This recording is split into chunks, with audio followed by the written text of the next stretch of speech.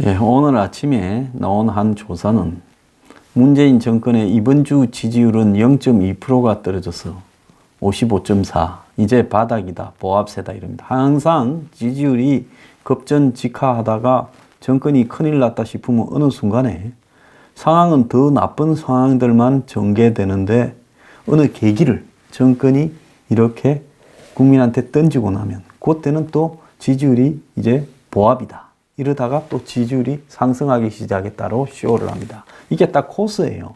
그러면 지지율 하락이 멈추게 된 이유는 뭐냐? 이제 딱 한 가지밖에 없습니다. 장하성이 김동연이 바꾸고 김수현이 홍남기를 앉혔다. 이것 때문에 국민들이 다시 이제 또 지지로 돌아서는 거 아니냐. 웃기는 소리 하고 있네. 국민들은 장하성이 김동연이나 홍남기나 김수현이를 구별하지도 못하고 그 밥에 그 나무리고 실제로 어떤 정권을 지지하니 안 하니를 가지고 그런 정도를 바뀌어서 어떤 효과가 나타날 거니 이런 부분에 뭐가 또 되는 일을 국민들한테 주관식으로 써봐라 하면 정답을 쓸 확률이 1%도 되지 않을 겁니다. 그래서 그건 그야말로 여론조사 회사들이 밥 처먹고 살기 위해서 어떤 계기가 마련되면 그때 멈춰주고 올려주고 하는 부분과 관계 있을 거다라는 것이 제 생각입니다. 여론조사에서 기분 나빠도 이렇게 된 것은 당신들의 자업자득이다. 당신들 말고는 아무도 그거 믿지 않는다라는 것만 알기 바래요.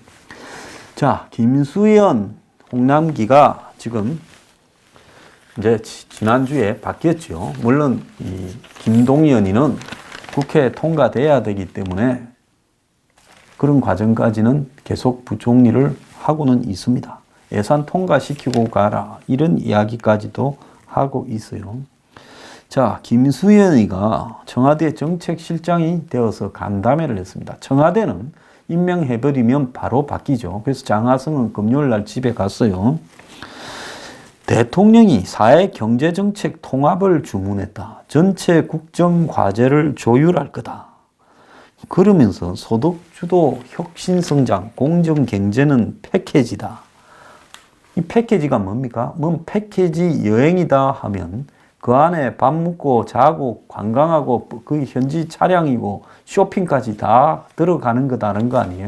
그러면 문정권이 지금 패키지다라고 이야기하는 부분은 소득주도 혁신, 공정경제, 저들이 이야기해오던 모든 것이 다 그대로 간다라는 이야기를 했고 누가 뭘 주도하는지 나눈 게 문제다.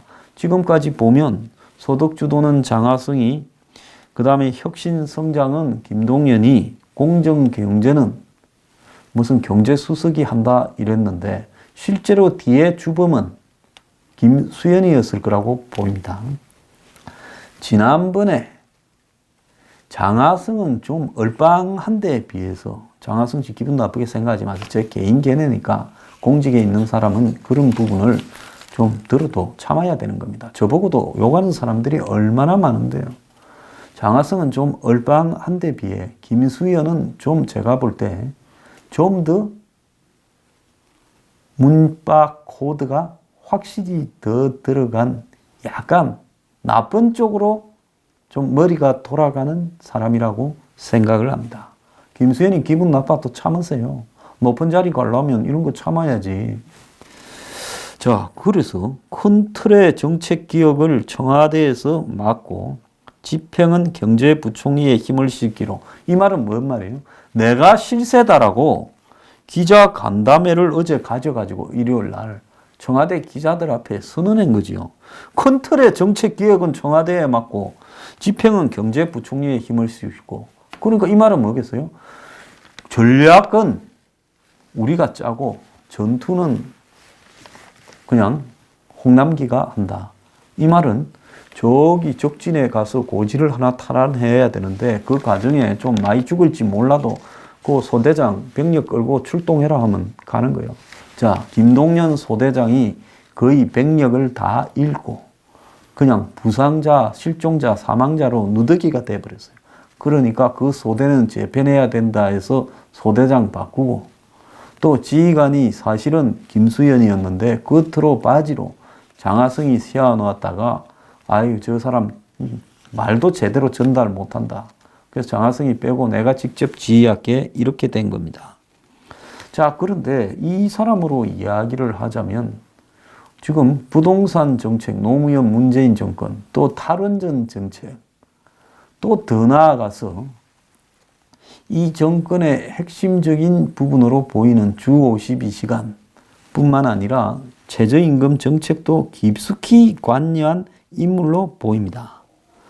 그래서 이 인물이 전반적으로 자신의 코드로 밀고 가겠다. 그러면서 한 말이 하나 웃기는 게 있어요. 부동산이 안정세다. 과열되는 선제 대응을 하겠다 이야기를 했습니다. 안정세가 아니라 아주 웃기죠. 지금 지방의 부동산은 전세값을 못 내주는 깡통주택이 되어버렸다. 이런 것이 지금 오늘 보도로 나오고 있습니다. 자, 오늘자 연합뉴스에 따르면 집 팔아도 전세금 못 돌려줘. 지방 깡통주택, 깡통 전세 속출하고 있다. 경상도 충청도에 현재 매매가가 2년 전 전세값보다 낮아서 역전세난 갈등이 심화되고 있다. 전세금으로 집값 갚고도 남아. 그래서 투기 악용 조짐까지 보이고 세입자가 지금 피해가 우려된다. 그러면서 지금 경남 김해에 한 사람이 전세 만기가 되어서 보증금을 달라고 해도 지금 돈을 돌려받지 못하고 있다. 현재 아파트 가격이 1억 2,500인데 자기가 1억 5천만 원의 전세를 들었다. 전세 재계약을 하려 해도 지금 전세는 1억 1천만 원이 돼가 집주인이 4천만 원을 돌려줘야 되는데 돌려줄 돈이 없다. 지금 지방에는 곳곳에 이런 현상이 벌어지고 있고 수도권에는 턱없이 올랐던 집값들이 이제 매기가 싹 사라지고 그냥 얼어붙어 버렸습니다. 그래도 우리나라의 부동산 가격은 부르는 게 가격이지 거래가 가격이 아니기 때문에 가격은 조금 떨어진다 하지만 별로 안 떨어져요. 자, 이런 식으로 방치하다가 조장하다가 갑자기 두들겨 잡아버리니까 부동산이 지금 다 얼어붙어서 난리가 났습니다. 그것뿐입니까? 자, 지금 무디스, 이 세계 3대 신용평가 회사인 무디스가 한국의 내년에 성장률을 2.3%라고 발표를 했습니다. 자, 2.3%. 저는 이것도 안 될 거라 보고 있습니다. OECD나 IMF보다도 훨씬 비관적으로 이야기를 하고 한마디로 제조업 공장 가동률이 현재 98년 IMF 이후에 가장 낮은 수준이 되었다는 겁니다. 현재 올해 들어서 공장 가동률이 73%. 이 말은 무슨 말인가 하면 공장 4개 있으면 1개는 안 돌리고 있다라고 하는 걸 의미하는 겁니다. 그래서 OECD가 2.7%, IMF가 2.8%라 했는데 지금 무디스는 2.3%라고 이야기를 하고 있습니다. 자, 그것뿐입니까? 지금 내년에 이 감원 칼바람이 엄청날 거다. 내년 최저임금이 10.9% 이렇게 인상되는데 이걸 앞두고 이 중소기업들이 지금 직원 줄이기에 들어갔다는 겁니다. 어차피 공장 가동률도 떨어졌고 지금 이 직원들이 놀고 있는데 자, 그런데 지금 내년에 오른 최저임금을 감당할 수 없다. 특히 최저임금이 오르면 그 위에 있는 사람들은 최저임금하고 차이가 없어지기 때문에 줄줄이 좀 올려줘야 되기 때문에 지금 올 3분기에 중소기업의 실적이 작년보다 3만 8천 명이 늘었다. 8년 만에 최대다. 자, 일자리 대란이 내년에 훨씬 더 심화될 것이다. 이야기까지 나오고 있습니다. 중소기업들이 30대 초반에 비숙련자들부터 자르고 있고 40, 50대의 주부 사원들을 자르고 있고 남은 사원들은 몇 명이 하던 일을 혼자서 하니까 연차도 갈 틈 없이 일을 하고 불만을 가지면 잘리니까 꾹 소리도 못하고 이렇게 하고 있다는 겁니다. 지금 대기업하고 금융권에서도 구조조정, 명예퇴직을 받고 있다는 겁니다. 제가 듣기로는 지금 한국의 대기업들이 정부가 이 고용을 늘리라 해서 흉내를 내고 있지만은 한편으로 숫자로 늘리는 고용 숫자를 이렇게 발표하고 있지만 한편으로는 기존의 사원들을 내보내는 방법을 심각하게 고민하고 있다. 지금 얼마 전에 삼성이 무슨 몇십 조를 투자하고 어디가 몇십 조를 투자하고 발표했지만은 기업마다 돌아가면서 정부가 집어넣으니까 겁이 나서 발표했잖아요. 전부 다 무슨 생각을 하고 있는 줄 알아요? 사상 유례없는 한국 경제의 빙하기가 도래하고 있다. 자, 이런 상황에서 무슨 투자와 무슨 고용을 하느냐? 정부가 뭐라 하면 하는 척하고 뒤에 챙기는 사람 없으니 전부 뒤로는 빠져나가고 돈을 이 상황에서 한국에 투자했다가는 난리 난다. 전부 그렇게 판단하고 있다는 겁니다. 자, 이 상황에서 인터넷 은행이니 뭐니 난리를 치니까 지금 금융 일자리가 연 2만 개가 사라져 간다. 뭐 오늘 동아일보는 규제에 짓눌려서 사라져 간다라고 말을 하는데 그게 아니죠. 한마디로 금융 쪽의 일자리가 사라져 가는 부분은 한국의 금융업이 경쟁 능력을 상실했죠. 그래서 지금 이렇게 된 겁니다. 그래서 금융 취업자가 4년 사이 8만 4천 개가 사라졌어요. 주변에 한번 은행 지점들 없어진 걸 한번 보십시오.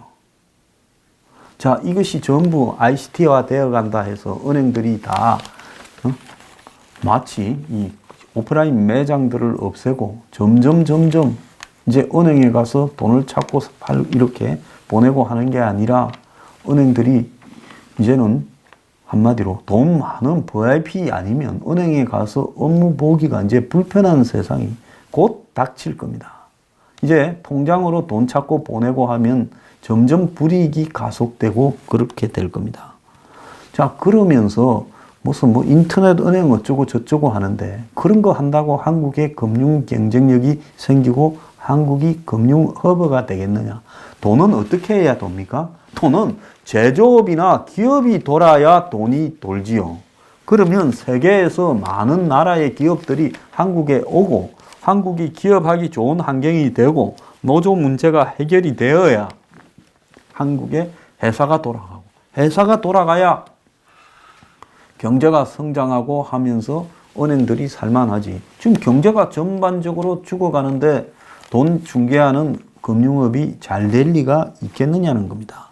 자, 이 와중에 판교의 테크노밸리에는 지금 민주노총이 정의당과 함께 거기에 있는 회사들, ICT 벤처 회사들을 전부 그냥 가서 노조에 가입시키면서 최근에 카카오 등에서 3,000명이 넘게 민주노총에 가입했다는 거예요. 자, 지금 점점 더 기업의 환경이 열악해지면서 기업들이 지금 사람들을 자를 수밖에 없는 감언이 예고되고 있어요. IMF 때 한번 기억해 보세요. 얼마나 많이 잘렸냐. 이러니 지금 IT 업계도 지금 감언 열풍에 휩쓸릴 수 있고 그러다 보니 네이버니 무슨 안내비니 카카오니 이런 데에서 지금 노조들이 지금 민주노총으로 살자고 다 들어가는 거예요. 심지어 게임 회사 넥슨이니 스마일게이트 등도 거기를 따라가고 있다는 겁니다. 자, 그러면서 다른 한편으로는 지금 홍영표 민주당 원내대표 노동계 출신인데 이 사람 사무실도 GM 노조가 지금 지역 사무실을 점거해 가 있어요. 자, 주 52시간의 노사 갈등이 지금 터져나가고 있습니다. 자, 민주노총이 지난 주말에 광화문에서 문재인 정권 들어서고 가장 많은 6만 명을 동원해서 시위를 했어요. 세를 보인 겁니다.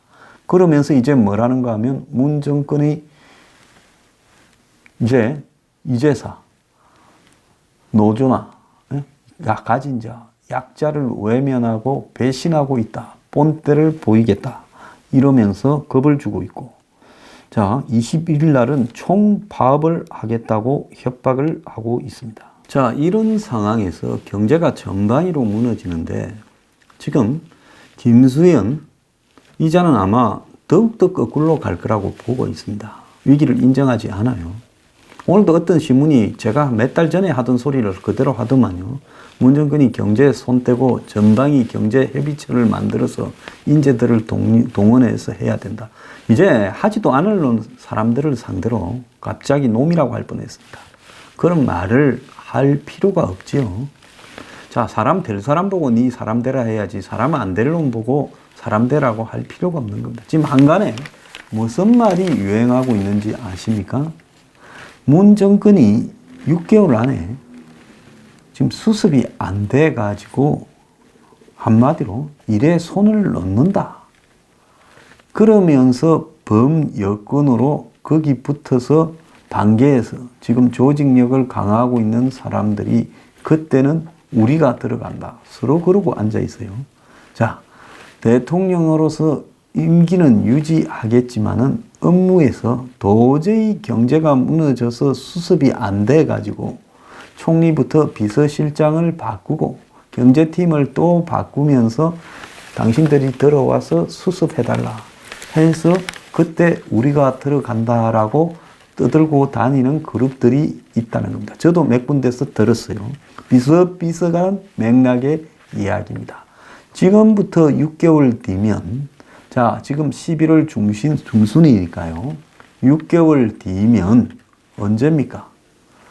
자, 내년 한 5월쯤 되면 6개월 뒤지 않습니까? 정확하게 말하면 4월 한 중순쯤 되면 내년에, 그러니까 따뜻한 꽃피는 봄이 되면 이 정권이 견디지 못하고 경제가 전방위로 무너지면서 또 미국과의 관계에서 트러블이 발생하면서 경제 사회적 혼란이 극심해질 거다. 자, 그쯤 되면서 겁을 먹고 어쩔 수 없어서 총리나 비서실장을 교체하고 그래서 주요한 경제, 사회, 외교, 안보 라인을 다 우리 쪽에 맡겨서 중립적인 우리가 가서 테이크오버 넘겨받아서 그걸 할 거다 하고 요즘 또 애프터 임종석, 이낙연 이후를 대비하는 사람들이 있다. 저는 그런 사람들 정말 보면 좀 웃긴다고 봅니다. 끝없는 권력욕을 가지고 있고 저쪽에 가서 저쪽 편인 척 하면서 이쪽에 와서는 또 안 그런 척 하면서 장난을 치는 한마디로 정치꾼들이 그들입니다. 자, 그들은 이 밖에서 무슨 중도 좌우파를 통합한 듯한 모임을 일부 기업인, 일부 여야 정치인까지 끌어들여서 운용을 하면서 무슨 통일 한국 전략인이부터 시작해서 경제 무슨 일 살리기 위한 모임이니 이런 것들을 쭉 하면서 이제 문 정권이 자빠지고 나면 대통령만 문재인이 이름 달고 하고 실제로 나머지 권력 운용은 우리가 한다. 이렇게 하는 사람들인데요. 자, 그런 이야기들이 공공연하게 사회에 퍼져 다니는 이유 중에 하나가 뭐겠습니까? 문 정권 옆에서 뭘 좀 뜯어먹을 게 없나 보던 사람들도 이 정권이 곧 망한다라는 것은 이제는 안다라는 겁니다. 그러면서 이제 뭘 하고 다니느냐? 문 정권이 망했을 때 지금 보수의 수준으로 보면 문 정권을 쫓아내지는 못할 거다. 이렇게 봅니다. 일부는 맞는 이야기라고 봅니다. 솔직히 말하면 보수의 길거리에 나온 사람들의 수준과 영향으로 문 정권을 저도 쫓아내지 못할 거라고 봅니다. 어떻게 해야 문 정권이 쫓겨나냐? 온건한 우파나 중도, 일부 합리적인 좌파까지도 즉 대선 당시에 문 정권을 찍지 않았던 문이 41%니까 나머지 60%가 거의 다 문 나가라고 하고 문을 찍었던 사람도 절반 이상이 등을 돌려버렸을 때 그때 이제 뭔가 계기가 주어지면 그 계기는 무능, 부패, 친북 이런 것들이 복합돼야 되는데 거기에 불을 땡길 수 있는 가장 핵심적인 요소는 부패라고 봅니다. 한국 사람들은 희한하게 무능은 있네 하는데 부패 내지 배 아픈 것을 잘 못 참는 특성이 있어요. 그래서 부패가 터져 나오거나 문 정권의 갑질 또 배 아픈 이야기 자, 그 대표적인 것이 하나 터졌지요. 뭡니까? 고용 세습과 채용 비리입니다. 저들이 채용 비리를 가지고 강원랜드를 뒤지고 전국에 10만 몇천 명의 공기업의 인사들을 뒤지고 이래놓고 이제 저들이 그런 짓거리를 반복해서 하고 있습니다. 어제 한 TV 프로가 공정성에 대해서 채용과 관련되는 젊은 사람들을 뭐 밤늦게 어떻게 저떻게 하고 있던데요. 가만히 보니까 시험 치는 게 명사가 아니다라는 식으로 결론을 몰고 가요. 그러면서 그 시험이 효율적이지도 않다 그래요. 자, 그럼 뭐 어떻게 하자는 거냐? 자, 대한민국에서 시험이 아니고는 대한민국에서 대학에 들어가든 직장에 들어가든 시험이 무슨 의미가 있어서 치느냐? 그래도 그걸 아니고는 서로의 공정함을 담보할 조건이 뭐가 있겠느냐? 안 그러면 눈꽃만한 구멍만 생기거나 조금만 주관적으로 뭘 할 수 있는 여지만 생기면 온통 빽과 비리로 넘쳐나는 것이 대한민국의 대학이나 직장에 들어가는 현재 행태 아니냐. 그러면 시험이 아니고 회사가 그야말로 쓸 수 있는 직무 능력을 테스트한다 이런 주관적인 소리나 면접한다 하면 곧바로 있는 집 자식이 빽 있는 집 자식이 전부 뒤로 들어가 버릴 건데 시험 안 치면 어쩌라는 말입니까? 내가 그게 묻고 싶어요. 이런 소문들이 한간에 퍼지고 또 그렇게 하자면서 여기저기 찾아다니면서 우리가 곧 권력을 넘겨받을 거니까 우리 쪽에 붙어라. 이런 사람들이 좀 있는 것 같아요. 그래서 참 그 사람들도 정말 끝없는 권력욕이다. 자, 저 같으면 문 정권이 망할 때 옆에 있다 깔려 죽을까봐 같이 저 멀리 도망가겠습니다. 노무현 정권이 선거에서 지고 망한 뒤에 그때 최대폭으로 졌지 않습니까? 자, 그 뒤에 이제 이번에 한국당이 그걸 또 경신했지만은 어쨌거나 그렇게 망한 뒤에 뭐라고 했습니까? 우리는 패족이다면서 친노 아니다. 라고 안희정 등 친노들이 다 숨었죠. 사라졌죠. 그랬다가 또 보수 정권이 비리비리해지니까 좀비처럼 또 살아나가지고 설치기 시작했어요. 그리고 다시 또 패족이 영웅이 됐습니다. 자, 문 정권이 제가 볼 때 이 정권이 무슨 보수가 뭐 문 정권을 끌어내릴 능력은 현재로서는 저는 안 된다 봅니다. 솔직하게 지 자신을 알아야 그 다음에 다음 수를 이렇게 꾸미거나 또 어떻게 해야 이 정권의 이런 폭주를 저지시키는가 하는 답이 나와요. 근데 지 자신을 모르면 마치 무슨 거리에 몇 명만 나가면 정권이 끌어내질 것처럼 그렇게 오판하다가는 그건 큰 코 다칠 수 있죠. 자, 그래서 이제는 뭘 하려고 하면 정확하게 한 방에 정리해서 올바른 명분으로 끝내야 되는데 문제는 문 정권이 망할 때 중간에 비집고 들어가서 중도를 표방하면서 정권을 슬그머니 넘겨받고 그러면서 거기서 또 다음 대권을 창출을 하려고 하는 사람들이 있다는 거예요. 자, 이런 부분으로 본다면 문 정권은 제가 봤을 때 정말 수습이 불가능한 정권이라고 저는 보고 있습니다. 점점 권력을 소수로 이너서클로 몰고 가고 있어요. 이 와중에도 지금 어느 언론이 또 특집 비슷하게 임종석과 이낙연이 차기 주자로서 끌고 가는 여건에 대해서 또 이 아부하는 이야기를 했더만요. 자, 이 두 사람이 끌고 가는 여건이 아니라 둘 다 멀지 않아서는 사라질 건데 문제는 이들이 저지른 심각한 사태가 누가 들어와서 수습이 될 수 있을 지경이 될 것인가? 경제라는 것은 하방 경직성이 있어서 한번 무너지기 시작하면 그걸 다시 살려서 위로 부상시키기는 거의 불가능할 거라고 보입니다. 자, 그런데 이런 정권과 밥 먹자 하면 가서 밥을 먹는 한국당 원내대표나 또 이런 와중에 이 정권에 붙어 먹을 거라고 백두산에 헬기 착륙 운운하는 제주도 지사나 더 나아가서 이 정권 넘겨받아서 문은 허수아비로 뒤에 세워놓고 자신들이 운영해보겠다고 꿈을 꾸는 브로커들이나 다 참 한심하기는 거기서 거기입니다. 자, 문 정권이 망하는 거는 제가 볼 때 기정사실인 것 같아요.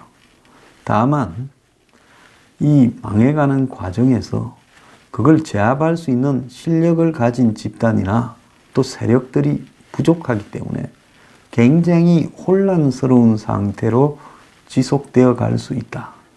저는 그것이 우려되는 부분입니다.